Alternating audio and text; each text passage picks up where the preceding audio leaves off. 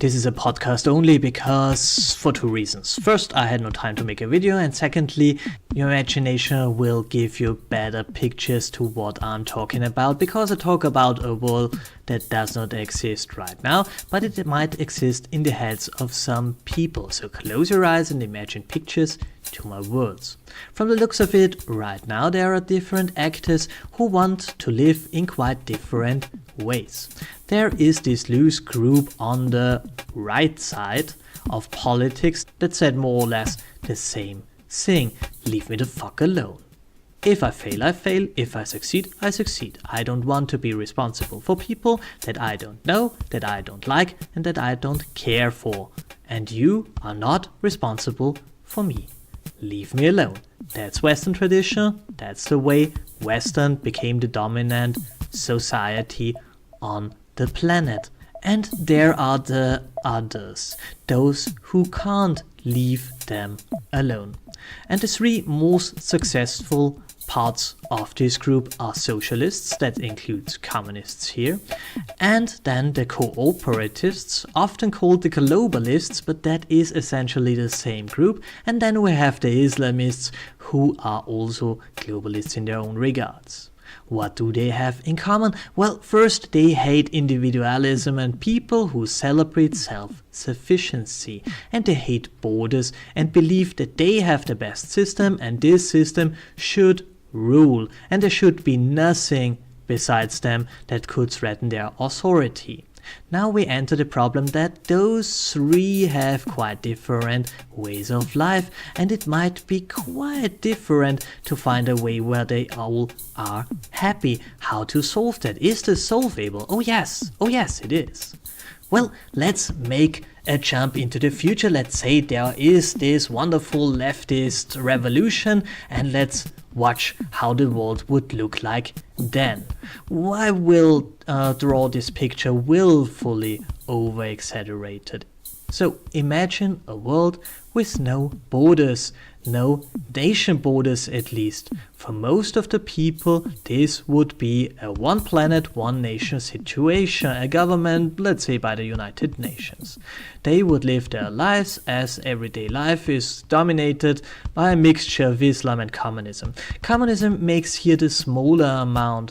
Communists are happy after all if all are equally, and in this society most people would be equally poor. Those who wanted more from their lives have been dealt with for quite some time now. It would look like a bit like Iran, but all over the world. Islam is here the dominating factor officially. Within this ocean of Islam and poorness, there are the corporations, and these corporations have a lot of power. In essence, these corporations, perhaps 20 or so of them, are everywhere and have special privileges, since they are the only ones who provide real work, because every intention for creating a real business would be sabotaged from them and the nation.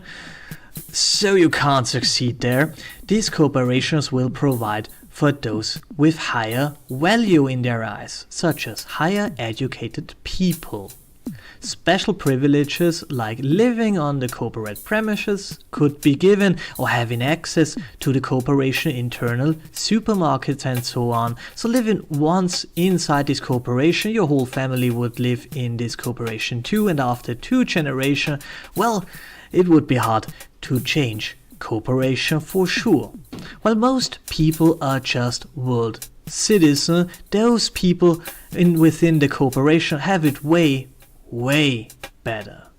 Islam will have its footprint there too, but in a way lower degree. In simple words, the higher you go, the lesser this would have a meaning. Still, Islam is the best way to suppress democratic or real socialistic tendencies, and that makes sense also in a structure like a corporation. You see, there is no basics in Islam from which you can derive things like democracy. And Muslims make good workers after all. There is no doubting that. They do what they are told, and they have very little motivation to go beyond that. It is an ideology for happy, self-punishing slaves. like Christianity too, but in a low degree. That's the reason the rich love them so much, and it is the reason they can't see that, because those who can see that the whole system of Islam was created to enslave happy people leave the faith. The world would look like a jigsaw puzzle. Places would change ownership pretty frequently between the corporations. The important 20% of workers would be quite motivated because they don't want to fall back in the dirt of the outside world. The richest elite would be unchallenged and completely detached from the rest of the people.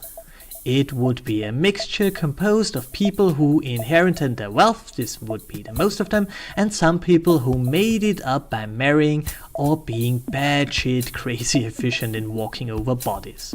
This elite will then degenerate over the next decades. The productive body below this 20% would be crushed by their own inefficiency, bureaucracy, and so on. In the time of, let's say, 100 or 200 years later, if there was of course no meteorite falling on our heads, rebellious tendencies would arise from very low. Some kind of ideology that might resemble philosophies that we call now liberalism, skepticism and rationalism would arise, and the weak elite would not be able to crush it then.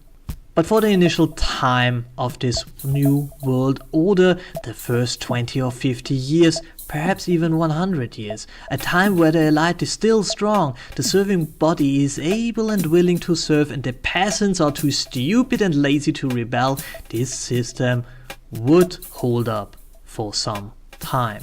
So the question is, could I live with that? Could I? And my answer to this is pretty much yes. I don't want to. Don't get me wrong, I really don't want to. I would argue against this system very long. Because in essence, if you think 1 or 2 generations ahead, it serves none of our families, not the rich, not the poor, and not those in the middle, not our children, not our grandchildren. It serves only those old farts which are rich already, to take care that their incompetent sons have a chance to stay rich. That's it. Because if I'm completely wrong about anything I said to this point, which I said there is the very important point, this one thing is a historical constant. Whenever those with power have the feeling that their sons are incompetent and can't survive in this world, they try to create a system that protects them. And this is what parents do after all. And we are looking up to an astounding amount of fearful incompetence, and it gets worse every year. The elite wants a system in which you peasants are not a threat to their children and Muslims are not a threat to them. Because they love authority and they do never rebel against it. I think some of the mighty within Islam know that, and they know that if they play their cards right, they have a decent chance to get it their own way. And this way would lead back to the Stone Ages, because in the Stone Ages you can follow the Quran to the last letter. And this is what Islam wants in the end. However, it might be the important thing here to understand is that rulers want slaves. And if you're part of a movement that is supported by the rich, by the elite, by those with power, you can be sure, absolutely sure, that they see your ideology as a happy self-regulating slavedom, which should make you think. At least, of course, if you don't want to be a slave. What are your thoughts? Let me know in the comment section. Like, share and subscribe, and have a wonderful time.